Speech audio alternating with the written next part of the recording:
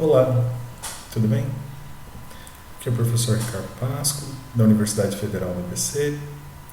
Essa é a nossa aula de número 21 do curso de Cálculo Vetorial e Tensorial. A gente vai falar um pouquinho dos símbolos de Cristóforo. Então, como a gente já tinha discutido, né, se eu tenho uma função escalar, por exemplo, psi, e eu calcular a variação infinitesimal ou diferencial dessa função escalar, num sistema de coordenadas Q1, Q2, Q3, em 3 dimensões, que é o que a gente tem trabalhado, né, a gente vê o seguinte, né, que esses Qs aqui se transformam, né, como as componentes de um vetor contravariante, e como o lado esquerdo é um escalar, né, a variação escalar continua sendo um escalar, essas derivadas aqui, del psi e del Q1, formam aí, né, as componentes de um vetor covariante, né? Até como os índices sugerem aqui, ó, o vetor com índice para cima e o vetor com índices para baixo, certo? Agora, se você calcular, por exemplo, o gradiente dessa mesma função escalar, né, se você tiver um espaço, digamos, em que você possa usar coordenadas cartesianas, né, esses x aqui são coordenadas cartesianas, por exemplo, né, essas são as componentes verdadeiras aqui, del psi, del xj aqui, por exemplo. Essas são as componentes verdadeiras de um gradiente. No entanto, se eu transformar, né, pela regra da cadeia aqui, para as componentes num sistema, procurando as componentes num sistema de coordenadas Q, né, o que aparece aqui é o vetor da base, o vetor da base da aula passada, da base covariante, né, contraído com esses objetos aqui, del psi, del q, i, certo? Então, só que o del psi, del q, i não é, né, não são aqui as componentes de um gradiente. Se você lembrar, na aula 15, nós calculamos, né, pela definição geométrica do gradiente, com uma taxa de maior variação, né, da função numa certa direção, etc., a gente descobriu que, no caso de um sistema ortogonal, aqui eu estou especializando só para não pôr a fórmula geral, as componentes ganham um fator de escala aqui, ó. Não tem um fator de escala, se você olhar aqui, não tem um fator de escala. E aqui era o Q-chapéu. E esses étons aqui não são, em geral, não são o Q-chapéu, como a gente viu no finalzinho da aula passada. No exemplo das coordenadas esféricas, por exemplo, tinha um fator de escala. Não? Tudo bem? E se eu calcular, então, a derivada de um vetor? A coisa piora. Certo? Por quê? Porque os vetores da base não são constantes num sistema de coordenadas, né, geral, certo? Num sistema curvilíneo. Okay? Pensa no versor em cima da esfera, por exemplo. Não? Ele muda à medida que você está em pontos diferentes da esfera. Eles são função da posição, certo? Então, vamos ver isso. Bom, você pode trabalhar tanto com componentes como com vetores. Eu já estou deixando pronto esses vetores aqui que a gente vai usar mais tarde, tá? Lembrando, né, quem é a base aqui dos vetores contravariantes é essa combinação aqui, certo? Ou del R, que você pode pôr para dentro, desde que o x seja cartesiano, ou pelo menos localmente cartesiano, tá? Bacana. Então, se eu derivar nas componentes aqui, ó, o que acontece? Vou estar derivando aqui em relação a QK, né? Então, a derivada vai bater nesse primeiro, vai me dar uma derivada de segunda ordem aqui, ó. Já estragou, já. E vai bater no segundo aqui e vai me dar o que eu esperava. certo? Por exemplo, pense em um índice só aqui. Ó, por exemplo. Eu tenho I' aqui, que eu estou transformando. Sim? I' vai ter essa lei de transformação aqui, tem o coeficiente de transformação. Tá? Na verdade, esse objeto tem que ter dois índices aqui. A fórmula de transformação esperado é pelo menos esse termo aqui. Esse termo a mais aqui, ó, esse termo a mais aqui, este termo a mais aqui, não é bem-vindo, certo? Ou na forma vetorial aqui, né? O que acontece, né? A derivada das componentes, beleza? Mas a derivada do versor justamente está relacionada aqui, né? É a mesma linha, essa linha 7 aqui, equação, 7 não, 1, desculpa, né? Essa equação de baixo aqui é a mesma equação. Então, essas segundas derivadas têm a ver com derivadas do vetor da base. Por exemplo, eu estou derivando R versor em esféricas, né? Isso aqui não é zero, tá? Então, em geral, esse termo extra ele não é nulo, a não ser para transformações lineares, onde os coeficientes são, na verdade, constantes, né? Certo? Por exemplo, cartesianas para cartesianas, ou transformação identidade, né? Sim, transformação paridade, por exemplo, também são transformações com coeficientes constantes. Então, esse segundo termo aqui, ó, quando eu derivar novamente, ele é uma segunda derivada, isso é igual a zero, para esse tipo de transformação. Mas transformações gerais, ele carrega isso. Não tem jeito. Tá? A gente vai ver depois como compensar na próxima aula. A gente vai ver. Tá? Okay.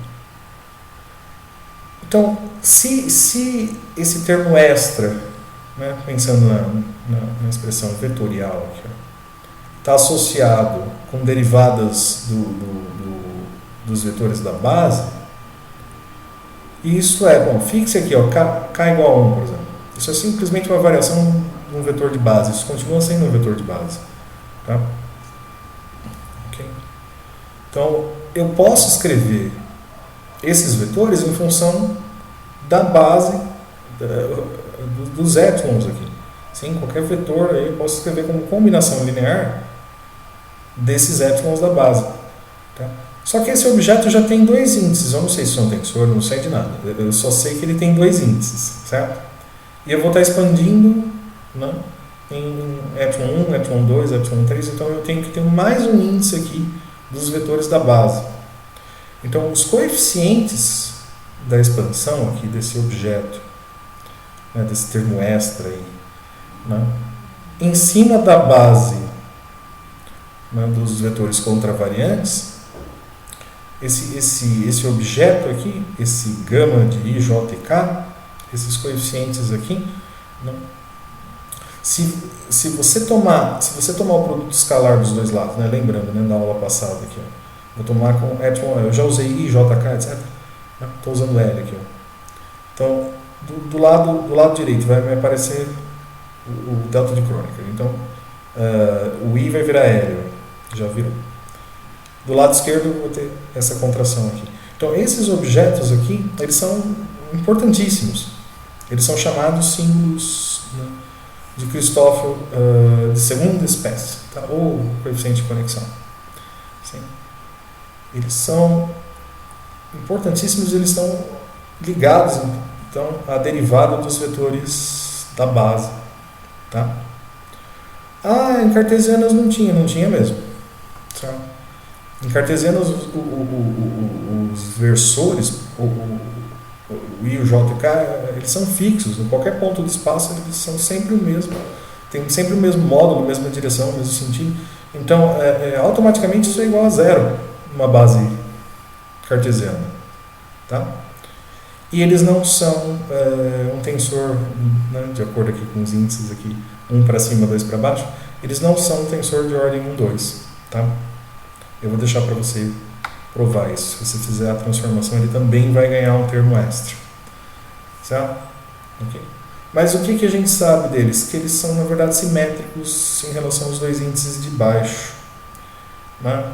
Lembrando, quem que é o epsilon? Né? É del R del Q. Legal. Se eu substituir aqui nessa equação 2, aqui, né, se eu substituir o epsilon por del R del Q, eu vejo que esse meu gama, né, contraído com epsilon, enfim, ele é nada mais do que uma segunda derivada do vetor posição. E pelo teoreminha lá de FVV, né, das derivadas cruzadas, né, das derivadas mistas, o teorema de Clairaut, eu posso escrever isso ao contrário. Eu posso trocar a ordem, eu não preciso derivar primeiro em QJ, depois em QK. Eu posso inverter, né? Tá? Lógico, eu estou supondo diferenciabilidade, etc. Pelo menos localmente, eu posso fazer isso e isso aqui é nada mais do que a fórmula original com o J e o K trocado. Então, na verdade, apesar dele não ser um tensor, né, ele tem uma simetria aqui nesses índices de baixo, ele é simétrico em relação aos índices para baixo. Tá? Okay. Beleza, então como eu calculo isso? Voltando aqui. Posso usar essa equação 3. Ela não é a coisa mais legal do mundo de se utilizar. Tá? Ela não é muito simpática aqui. Você tem que escrever eles, os dois tipos, né? A base covariante, a base contravariante, fazer derivada, tomar o produto escalar. Tem um método um pouquinho mais rápido. Tá? Bom, o método é você escrever, na verdade, esse símbolo de Christoffel primeiro, né, com todas as letras para baixo, tá? Fica mais fácil de fazer a continha. Isso é conhecido como símbolo de Christoffel de primeira ordem. Tá? Então eu vou descer esse índice aqui, como a gente aprendeu na aula passada, eu vou descer esse L aqui para ficar com K embaixo. Tá? Tem gente que chama isso aqui gama de IJ e K, todos os índices embaixo.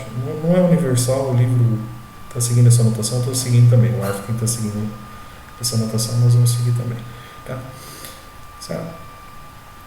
Bom, note que como o IJ aqui era simétrico, esse IJ é o primeiro par aqui, de primeira espécie, primeiro tipo. Ele continua com essa simetria. Tá? Ok?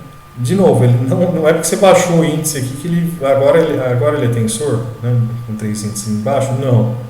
Ele continua com transformação descompensada. Né, certo? Ok? Mas a formulinha fica mais simpática. Na hora que você contrai aqui, pega o GKL. Contrai na equação 3, volta aqui no 3. Ó. Vou fazer GKL aqui. Né? Então esse epsilon L vai virar epsilon K embaixo. Tá aqui. Ó. Só que agora com os dois epsilons embaixo, na verdade ele lembra da métrica com os índices embaixo. Né? Lembra de GKI. Né? O GKI, que é epsilon K escalar epsilon I. Tá? Se você derivar dos dois lados aqui, isso fica, né? Bom, ele é simétrico em KI, isso fica simetrizado em KI. Na verdade, isso é simplesmente uma soma aqui simetrizada de dois Christoffels de primeira ordem, tá? Primeira espécie. Sim? Okay. Se você for trocando, né, os índices aqui, tem 3 índices aqui, se você for rodando esses índices e somar uma certa combinação, fazer uma certa combinação linear, eu vou deixar de exercício para você isso, você tem que fazer isso uma vez na vida, tá? Okay. Você descobre que o Christoffel com índices para baixo, ele é essa combinaçãozinha aqui das derivadas do tensor métrico, né, em relação às coordenadas Q. Tá? Agora, voltando o índice para cima, esse símbolo de Christoffel de primeira ordem, eu só vi até hoje, a única utilidade dele aqui basicamente é para demonstrar isso mais rápido. Tá? Então, subindo agora de novo o índice do Christoffel, para voltar para o Christoffel de segunda espécie, você obtém uma fórmula aí, que é a que você vai usar normalmente para calcular esses símbolos gama. Tá? Beleza, vamos fazer um exemplinho disso. Então, na aula passada, a gente viu a métrica, né? A métrica para o espaço plano, para o espaço euclidiano, só que em coordenadas esféricas. Né? Então, era uma função de 3 variáveis, r, θ e φ. Né? Sim? Eu vou pegar e simplificar um pouquinho. Vamos para a superfície da esfera. Então, fixo R, com uma constante aqui, A, por exemplo, o raio é uma constante. Então eu tenho simplesmente a superfície de uma esfera. Certo? Se eu só tenho uma superfície de uma esfera, eu tenho função só de dois parâmetros. Né? A superfície, a gente já discutiu isso bastante, isso é uma função parametrizada por dois parâmetros. Então, na verdade, isso é um espaço bidimensional, né? Uma superfície é algo bidimensional, então eu só vou trabalhar com Q1, que eu chamei de θ, e Q2, que eu chamei de φ. Então, olha lá, no finalzinho da aula passada, esquece a linha que tem a R e a coluna que tem a R, você tem só a parte inferior da matriz. Sim? Isso é a métrica no espaço bidimensional, onde o R é essa constante. Então, lá era R ao quadrado seno ao quadrado de θ, é só pôr aqui o A. Sim? Bom, e a métrica inversa é imediata, né? É diagonal, é só inverter os elementos da diagonal. Sim? Ok, então, o que são os índices aqui? Por exemplo, G11, na verdade é G θ. A gente usa essas notações aqui que são bacanas. Tá? Use o que você achar melhor, G11, G12, aqui, assim. Às vezes a gente põe um índice como a letra mesmo, fica simpático. Tá? Então isso aqui é G θ, que é ao quadrado, G θ φ é zero, porque é ortogonal, G φ θ é zero também, porque é uma matriz assimétrica. Né? Então G φ φ esse daqui e aqui são com eles para cima. Tá? Então, os Cristófilo aí são muitas vezes nulos. Tá? Eu só peguei os que não são nulos. Né? As possibilidades aqui são grandes, mesmo para duas dimensões. Mas se você pensar aqui, 2 vezes 2 vezes 2, né, em princípio você tem 8 símbolos para calcular. Mesmo em apenas duas dimensões. Só que, lógico, reduz aqui devido à simetria no par de baixo. Né? Certo? Então, por exemplo, 1 não nulo é o θ φ φ, certo? Ou, se você preferir, 1, 2, 2, gama 1, 2, 2, tá? Então, o gama 1, 2, 2 é o θ φ φ, o que você faz? Você vai substituir aqui nessa formulinha, né? Então, o θ, o φ, então o L vai ser θ. Aqui é simétrico, hein? Tanto faz aqui, né? Você vai dizer θ em uma letra, um índice livre aqui, o K, por exemplo, que está contraído aqui, está sendo somado, né? Índice mudo, né? Desculpa, índice mudo. Está sendo somado. Sim? Tem que ver, então, as possibilidades são θ ou φ aqui para esse K. Né? Mas como a matriz é diagonal, mesmo invertida aqui, ó, Gθ é o único não nulo. θφ é zero, φθ é zero. Né? Então esse K automaticamente só pode ser θ. Tá? E o resto da expressão, então aqui ficou φ, aqui φ, que é IJ, né? Certo? Vou só voltar aqui, ó. Né? Era o IJ aqui, ó. Né? O IJ, JI, IJ, tá? Todos eles viraram φ, que o sujeito que eu resolvi calcular. Tá? Bom, derivada em φ não resulta em nada, né? Certo? Essa é uma constante, olha para a métrica, que é uma constante. O único elemento que tem dependência é em θ, mesma coisa inversa. Então, derivadas em φ são iguais a zero. Essas duas primeiras derivadas são iguais a zero. Esse K só pode ser θ, sim?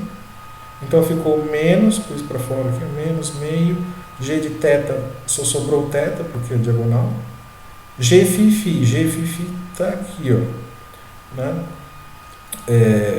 G φ, esse termo aqui, ó. Então, esse aqui é o G θ para cima. Ó. Então, o A quadrado corta, que é uma constante. Sim? Eu só tenho que derivar seno ao quadrado. Seno ao quadrado é 2 vezes seno cosseno. Esse 2 corta, então fica menos seno cosseno. Tá? E eu deixo para você se divertir aqui, calcular esse... Que é lógico, é simétrico, aqui a gente já mostrou isso. Que dá cotangente de θ, né? Cosseno sobre seno. Tá? Então, só tem esses 3 símbolos aí, dos 12 símbolos que você podia, né, calcular, só 3 que são não nulos, tá? Ok? É isso aí. Tchau, tchau.